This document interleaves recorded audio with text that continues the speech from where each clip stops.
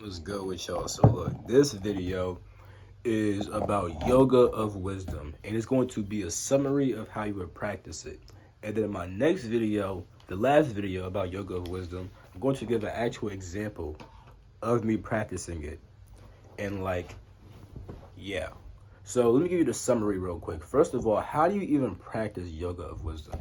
There's 3 stages, right? And in some of my last video, we learned that it's used to pretty much make you more intelligent. Pretty much, it allows you to know more and then put your thoughts in tune with God and or your purpose and yeah, or your goal or whatever. Try to put your thought in tune with.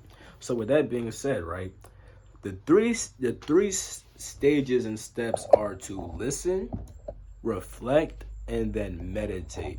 So I'm gonna talk about how you do this for the spiritual side of things and for the purpose side of things. So the first step is to listen, right?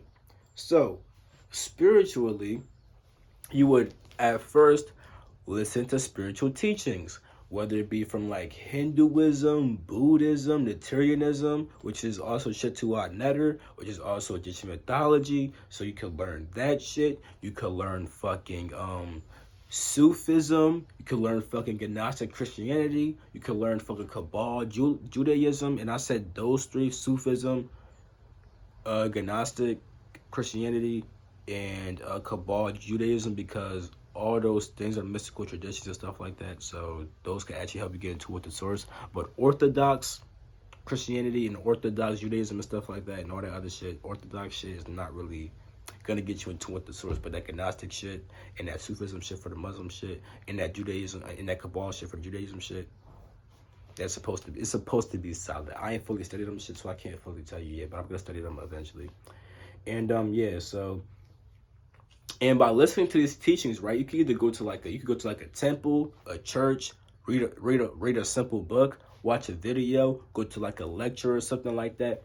And like yeah, that's how you would listen to a teaching, you feel me? By either reading, watching a video, going to a lecture, talking to somebody who knows what the fuck you want to know, you feel me?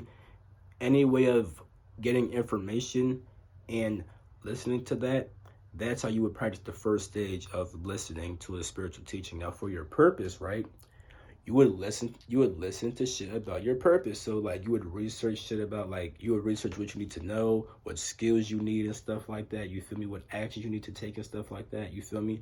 Like for a chef, he may look up different recipes, the common allergens, how to use different utensils. He may talk to like a more advanced chef. He may go to fucking like events for chefs to learn more shit for chefing and stuff like that, you know? Like that's how you would listen to teachings related to your purpose or to spirituality and stuff like that, you feel me?